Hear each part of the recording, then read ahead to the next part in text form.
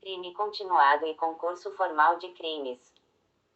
Como proceder quando houver continuidade delitiva entre crimes praticados em concurso formal? O STF já entendeu aplicáveis ambos os acréscimos, os do concurso formal e da continuidade delitiva. Já o STJ vem entendendo que se deve reconhecer apenas a continuidade delitiva em relação a todos os crimes, sem se utilizar o acréscimo do concurso formal. Contabilizam-se, para a escolha da fração de aumento do crime continuado, todos os delitos cometidos. Concurso de crimes e pena de multa. Quando houver concurso formal de crimes, concurso material ou continuidade delitiva, vimos que cada um deles possui um sistema de aplicação da pena privativa de liberdade, seja com a soma de todas ou com a incidência de aumento de uma das penas. Com relação à pena de multa, o artigo 72 do Código Penal dispõe que no concurso de crimes, são aplicadas distinta e integralmente.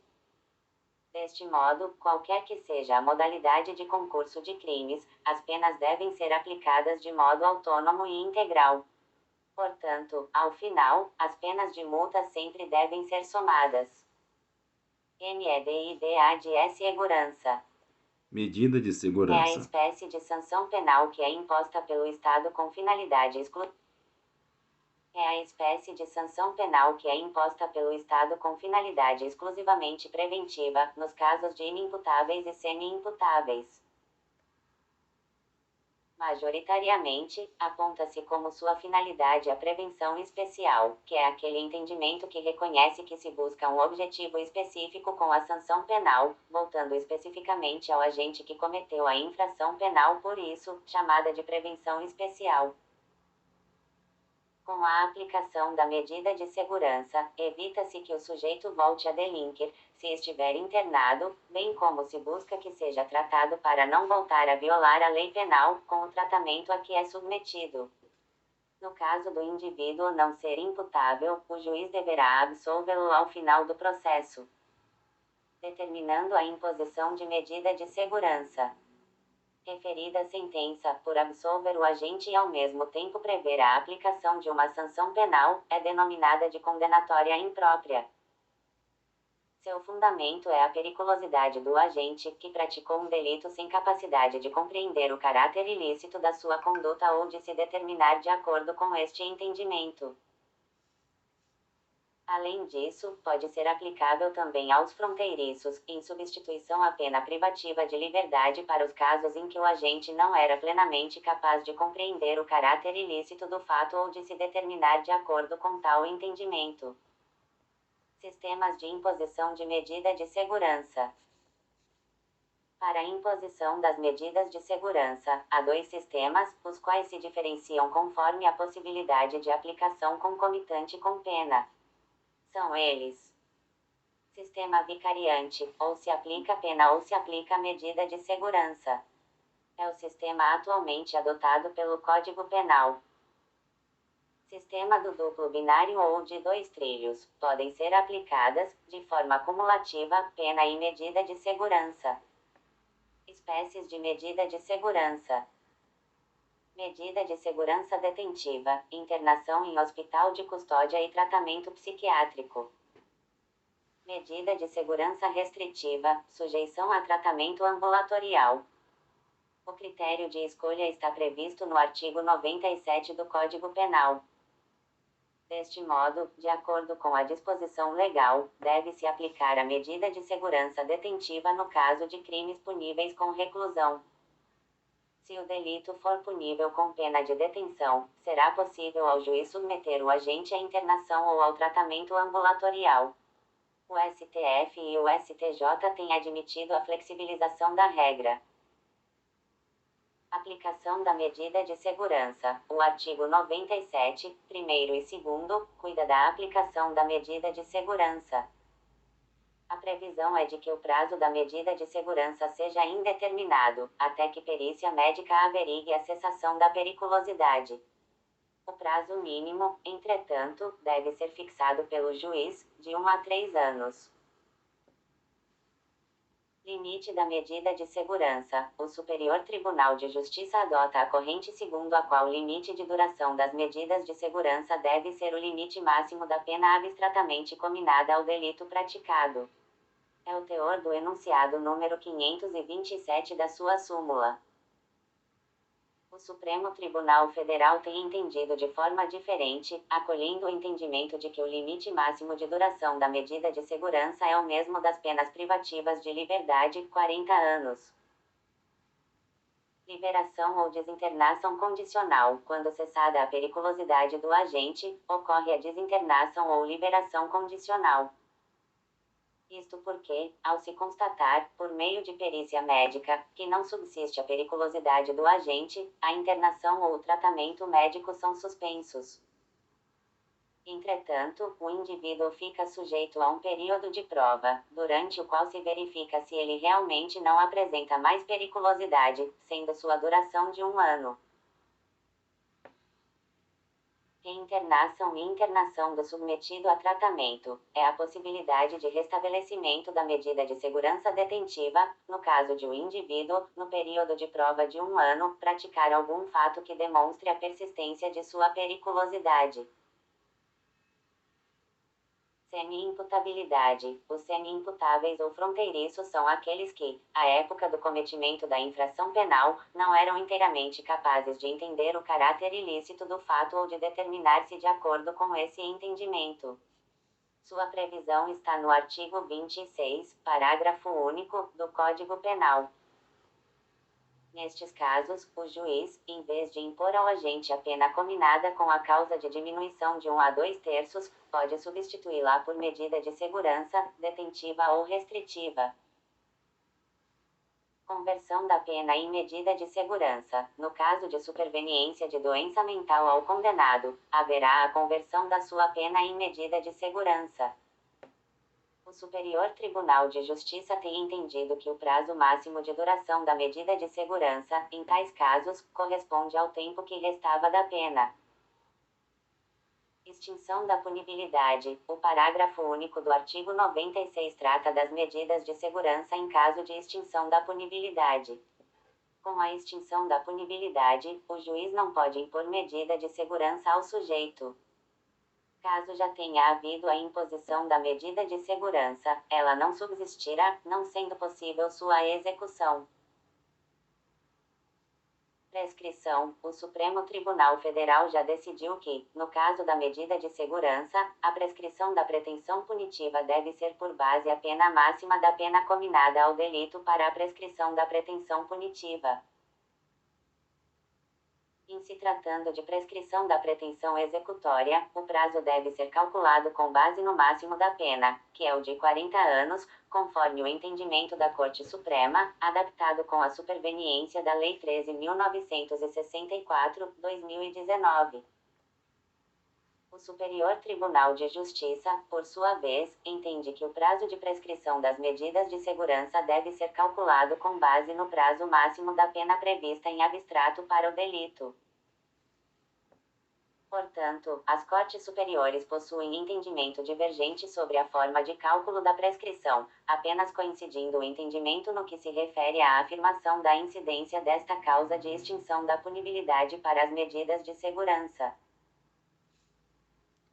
Efeitos da condenação, reabilitação e limite das penas. Efeitos da condenação. Efeitos penais da condenação. O principal efeito é a imposição de sanção penal e sua posterior execução. No caso da sentença condenatória, há a imposição de pena, em regra.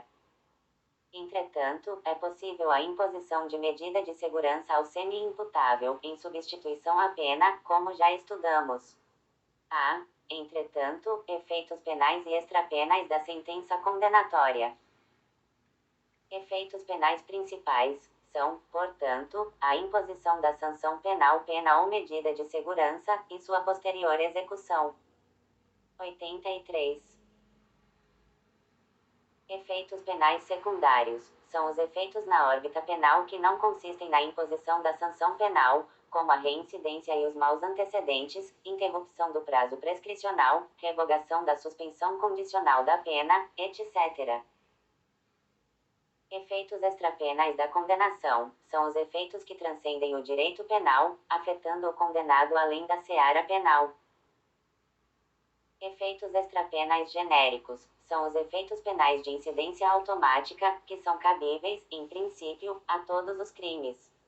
É o caso, por exemplo, de se tornar certa a obrigação de reparar o dano. Efeitos extrapenais específicos são efeitos que devem ser impostos de forma fundamentada na sentença condenatória, cabíveis para determinados casos.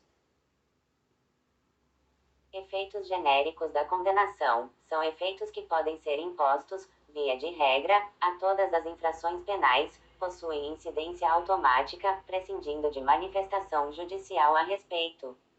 São tratados no artigo 91 do Código Penal.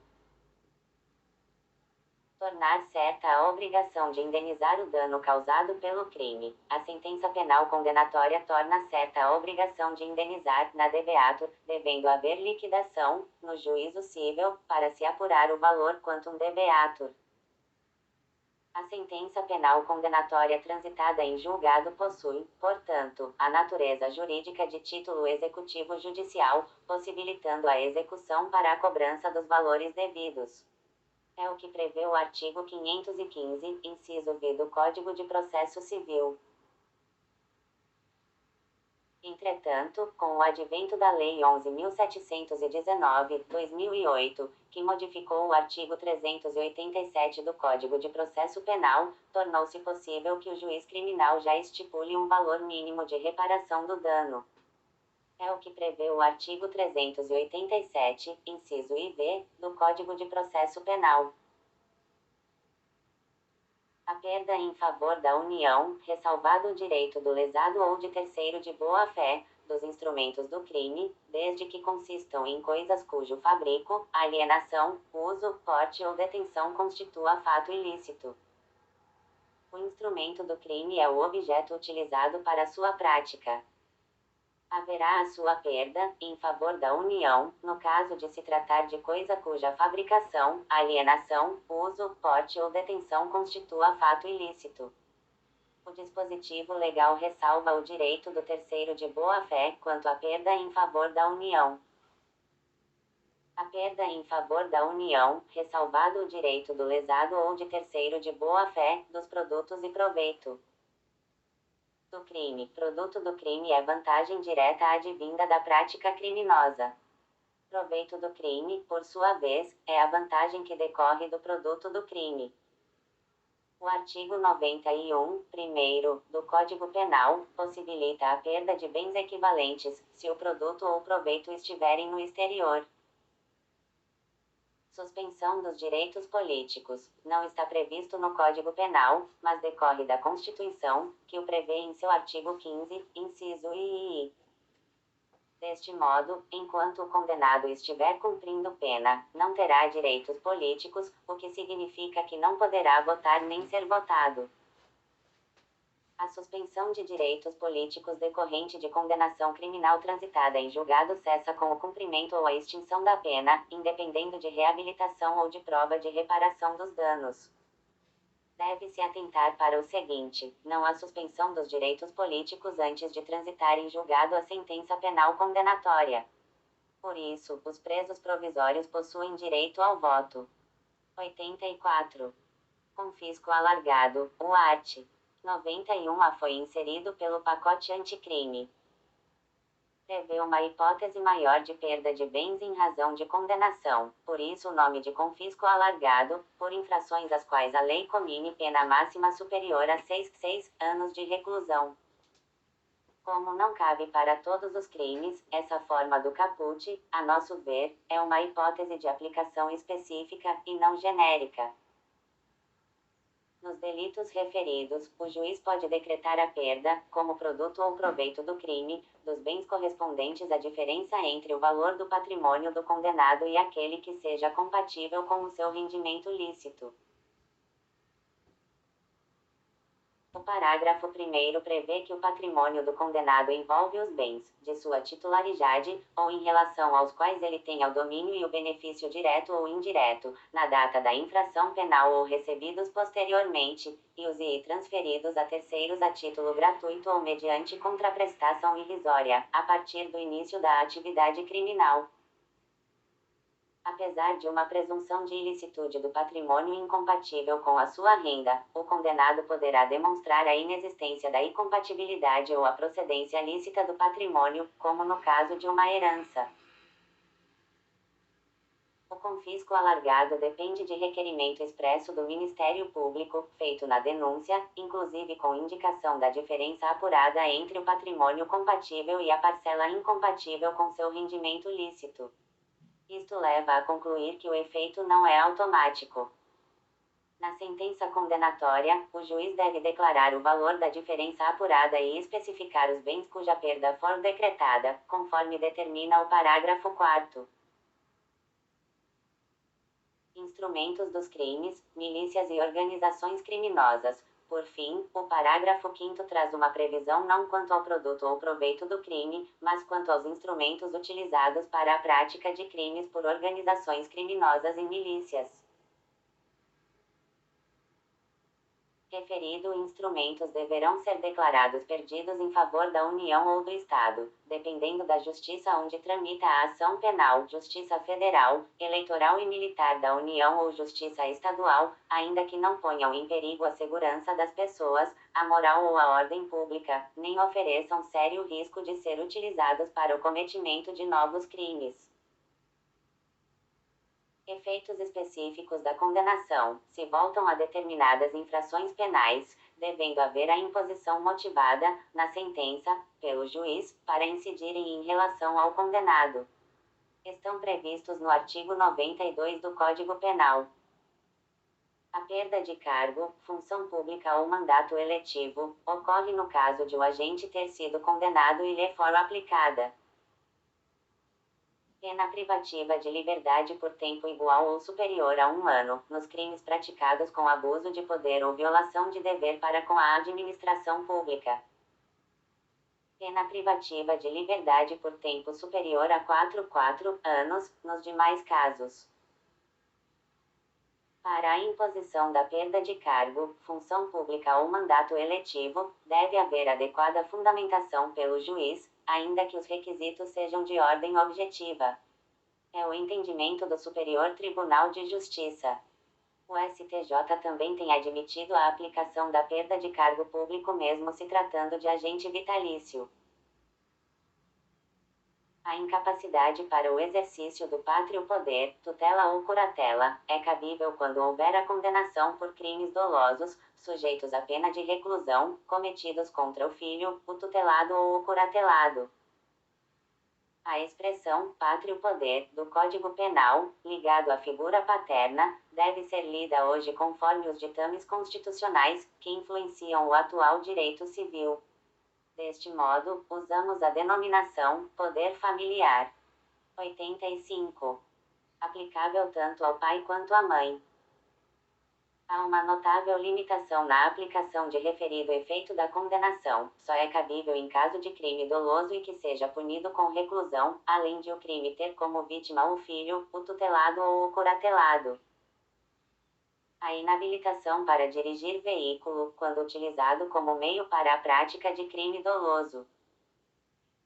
Se o veículo for utilizado para a prática de crime doloso, haverá a imposição da inabilitação para dirigir veículo ao condenado, como efeito extrapenal da sentença condenatória. Não se deve confundir referida previsão com os crimes culposos praticados na direção de veículo automotor, como o homicídio culposo e a lesão corporal culposas previstos no Código de Trânsito Brasileiro.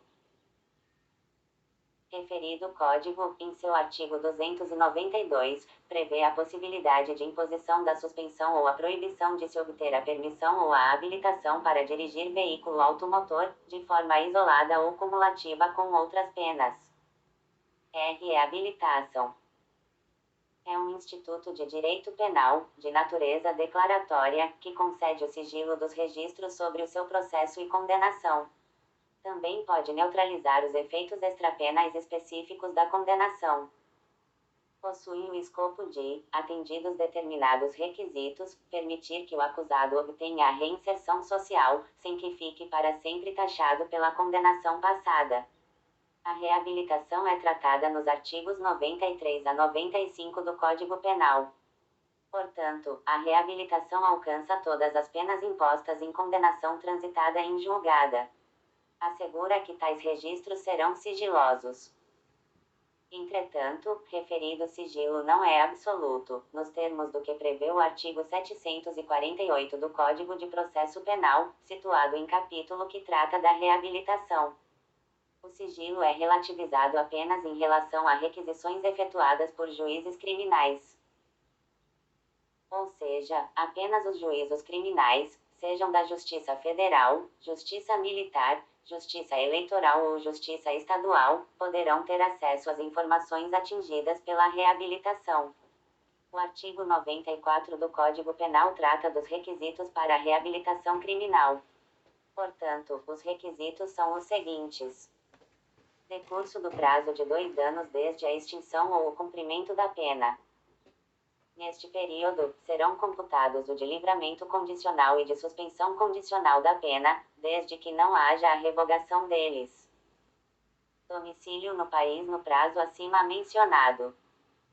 Há doutrinadores, como Guilherme Nucci, que entendem que este requisito é inconstitucional, por limitar o direito de ir e vir de quem já cumpriu a sanção penal pela qual foi condenado.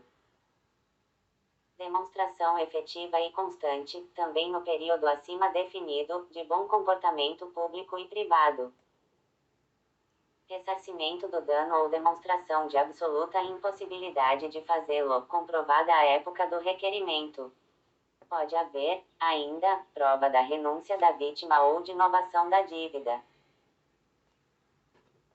O pedido de reabilitação, nos termos do parágrafo único do artigo 94 do CP, pode ser refeito, acaso negado, com novos elementos que comprovem o preenchimento dos pressupostos exigidos pela lei. Há a possibilidade de revogação da reabilitação, de ofício pelo juiz ou a requerimento do Ministério Público, caso o reabilitado seja novamente condenado, com trânsito em julgado, como reincidente, a pena que não seja de multa. Portanto, não cabe revogação se a nova condenação lhe impuser apenas a pena de multa. É o que prevê o artigo 95 do Código Penal. Os artigos 743 a 750 do Código de Processo Penal regulam também a reabilitação criminal, com a previsão do procedimento a ser adotado para o pedido feito pelo condenado. Limites das sanções penais. Como decorrência da dignidade da pessoa humana, considerada fundamento da República Federativa do Brasil, a Constituição veda, em seu artigo 5º, inciso XLVII, penas de caráter perpétuo. Como decorrência de tal mandamento constitucional, o legislador infraconstitucional previu limites para o cumprimento das penas. Limites das penas. As penas podem ser privativas de liberdade, restritivas de direitos e de multa. As penas privativas de liberdade, por sua vez, podem ser de reclusão, de detenção e de prisão simples. O limite fixado pela lei foi de 40 anos com a alteração do pacote anticrime, para as penas de reclusão e de detenção, sendo que se houver a fixação de penas em montante superior ao máximo elas devem ser unificadas pelo juiz da execução, adequando-as ao teto. Entretanto, as penas devem ser consideradas no todo, sem o corte do teto de 40 anos, para a finalidade de cômputo dos benefícios da execução penal, como a progressão de regime, as saídas temporárias, o indulto, a comutação, indulto parcial, e o livramento condicional. Este entendimento já foi sumulado pelo Supremo Tribunal Federal, sendo o seu enunciado de número 715. Com relação à prisão simples, a Lei das Contravenções Penais, em seu artigo 10, prevê o limite máximo de 5 anos. Limites das medidas de segurança. Apesar de a Constituição só prever a vedação de penas de caráter perpétuo, parte da doutrina e da jurisprudência entendem que deve haver também limite de duração para as medidas de segurança. Para relembrar, surgiram os seguintes entendimentos sobre o limite das medidas de segurança. As medidas de segurança não devem ter limite máximo, devendo durar até que cesse a periculosidade do agente. O limite máximo é o de 40 anos, como o das penas. O limite é o máximo da pena abstratamente cominada ao delito praticado. O Superior Tribunal de Justiça adota a corrente segundo a qual o limite de duração das medidas de segurança deve ser o limite máximo da pena abstratamente cominada ao delito praticado, conforme a súmula 527. O Supremo Tribunal Federal tem entendido de forma diferente, acolhendo o entendimento de que o limite máximo de duração da medida de segurança é o mesmo das penas privativas de liberdade. Deste modo, o máximo que uma medida de segurança pode durar, com as alterações da Lei 13.964, 2019, é por 40 anos. Detração. Detração consiste no cômputo do tempo de prisão processual na pena a que foi condenado o indivíduo. Ou seja, do total da condenação, deve ser subtraído o período que o acusado ficou preso provisoriamente ou internado em hospital de custódia e tratamento psiquiátrico. Detração advém do termo latino detractio, que tem o significado de retirada ou supressão. Deste modo, a detração é a operação de subtração, do tempo da condenação imposta ao acusado, do período em que ficou preso ou internado provisoriamente. Está prevista no artigo 42 do Código Penal. No artigo 40